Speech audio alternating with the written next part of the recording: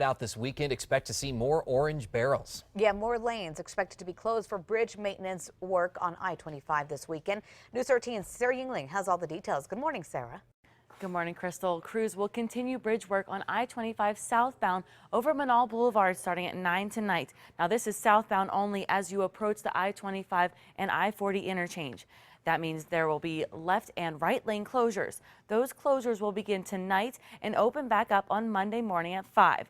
This as NMDOT workers continue to complete bridge maintenance work that is scheduled during weekends throughout the month of August. Again, these closures will begin tonight at 9 and will reopen Monday morning at 5. You can check up on this and other road closures on our KRQE News app.